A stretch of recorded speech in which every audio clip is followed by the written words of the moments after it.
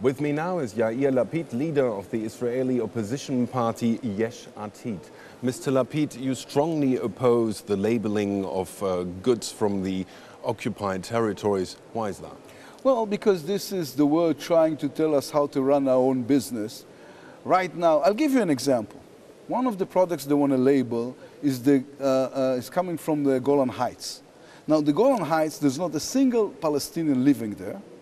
And even if we want to give back the Golan Heights, who are we going to give it back to? Because on the border of the Golan Heights, there's Hezbollah, a terror organization, Jabhat al-Nusra, an al-Qaeda-affiliated terror organization, ISIS, terror organization, and the little that was left from the Assad regime that has killed 250,000 people in the last 3 years. So these are the people you want us to give the Golan Heights back to. So this labeling is just a continuation of the boycott Israel movement that is anti-Semite and wrong. Well, the EU argues the label gives consumers the information they need. What's so wrong about that? Many Europeans are not happy with the way Israel treats the settlements and the occupied territories. You know, this is just not true. The EU is hiding behind legal issues, claiming or trying to portray a picture in which they say, no, it's only a legal issue. It is not.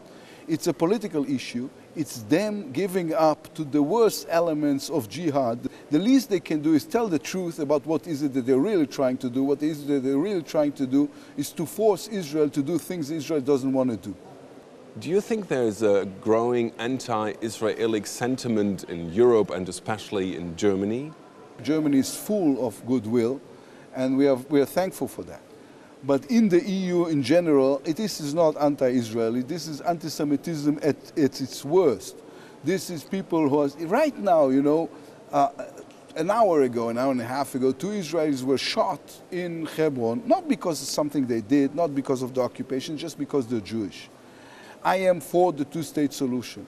I'm not part of the coalition, I'm part of the opposition, and yet I'm telling you that labeling is just the wrong way to go about this. You are leader of the opposition party Yesh Atid and want to be prime minister one day.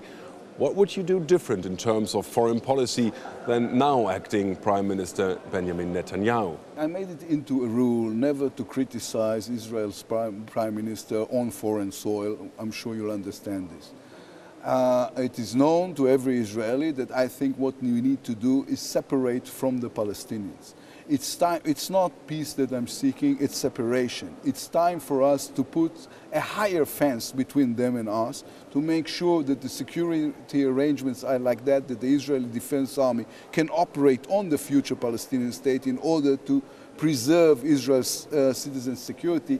But we need to separate from the Palestinians. Israel has no interest. It's not in our best interest to try and absorb 3.5 million Palestinians, because this is a threat to us as a Jewish state.